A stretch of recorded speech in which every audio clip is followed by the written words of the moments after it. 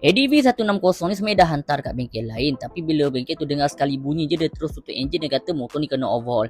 Jadi owner ni ragu and dia terus hantar ke kita. So macam biasalah, aku tanya owner ni apa masalah motor ni, dia kata tengah bawa tiba-tiba motor dia mati. So bila kita check, bila kita buka minyak hitam kau nampak sendirilah minyak hitam dia hanya tinggal berapa titik ni sahaja. Rupanya bila aku tanya owner mengaku kata motor ni ada masalah minyak hitam berkurang. So macam biasalah, kalau dah masalah minyak hitam kurang macam biasa memang kena buka hair block lah.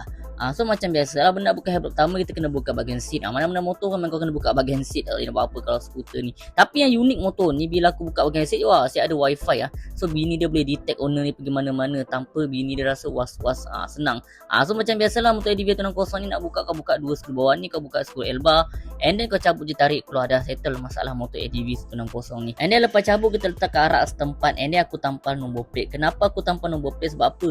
Minggu ni penuh dengan motor ADV masuk dekat bengkel ni pula. Aku tak tahu belah musim dia pula lah. Kalau kau datang bengkel aku minggu ni memang penuh dengan motor ADV. Lepas tu jangan heran konten aku penuh dengan motor ADV sahaja. Dia sampai musim ADV 160, sampai musim Yamaha, sampai musim Honda dah. Itulah pattern kalau bengkel motor ni, kau nak tahu. So macam biasalah, kita dah cabut coil magnet, and then kita tarik ke tepi, and then kita cabut exhaust. Exhaust pun sama juga, aku kena tampal nombor plate gantung setempat. Sebab apa? Takut tukar dengan motor ADV yang lain. Jadi macam biasa dah cabut exhaust, kita cabut exhauster, cabut caliper, and then gantung setempat, tarik ke belakang. So dah tarik apa semua, dah semua skru enjin pun kita dah cabut. Macam biasalah, cabut airbox ni, kita cabut segala soket yang ada, and then terus tarik enjin keluar. Nak tarik enjin ni slow-slow, takut ada wire yang tersangkut lagi, kau ada hose tersangkut. So hati-hatilah, tarik slow-slow sampai boleh terkeluar. So dah boleh terletak sempat, kita buka macam biasalah.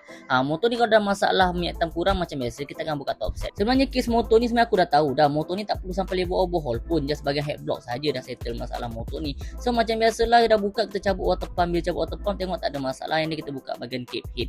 Cape head ni kita tengok cantik bersih, tapi kita tengok minyak hitam dia kotor berkeladak macam ni. So nampak sangat lah.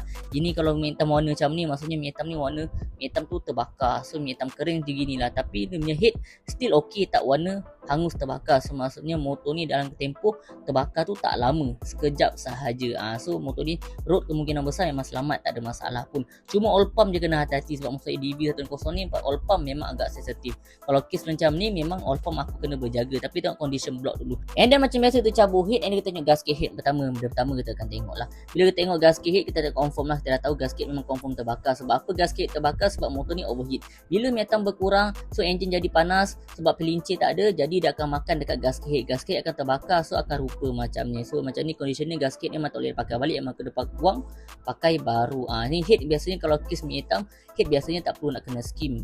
Ini kita cabut bahagian blok. Bila kita cabut bahagian blok, memang kita dah expect, kita dah agak lah. Kau tengok warna minyak hitam, kau tahu ini warna hangus terbakar.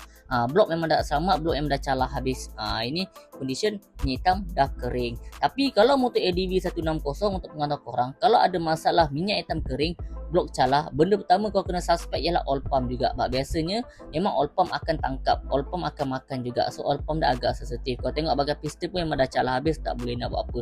So untuk kes motor ni memang confirm aku akan buka bahagian oil pump juga, aku akan check. Dan oil pump dah aku dah buka, memang confirm oil pump dia pun makan, memang kena tukar. Jadi kita check bahagian road. Untuk bahagian road memang selamat, tak goyang. Tapi sebelum buka motor ni lagi, aku tahu condition motor ni road memang selamat, tak goyang. Sebab apa? Owner dia bertindak pantas. Motor berbunyi je terus hantar ke bengkel, tak tunggu yang lama, tak bawa terus tunggal bawa macam biasa, dia terus hantar ke bengkel. Sebab tu motor dia selamat dari segi road, tak kena overhaul, hanya melibatkan bahagian hair block je. And then kita operate bahagian head. Bila kita bedah bahagian head, semua okey. Cam tak makan, selamat. Rocker arm, bearing rocker arm tak okey, tak pecah. And then bahagian-bahagian lain, skru tepet dan sebagainya semua okey, tak ada masalah. Valve pun okey, tak ada masalah. So motor ni apa kerosakan dia hanya melibatkan gasket head, blok yang calar, piston dan oil pump yang makan, itu sahaja.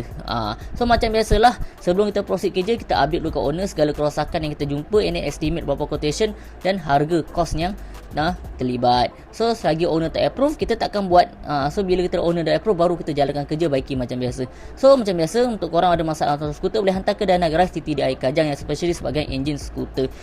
Kalau untuk servis skuter yang lain juga, kau boleh hantar ke Dana Garage Bukit Mewah Kajang pun, kita fokus untuk buat skuter juga. So untuk perantau korang, kau boleh hantar mana-mana cawangan Dana Garage yang dekat rumah korang. Tapi kalau untuk motor kapcai, kau boleh hantar dekat cawangan kita yang lain, 4 cawangan yang ada dekat tempat lain juga. Apa-apa boleh PM kita.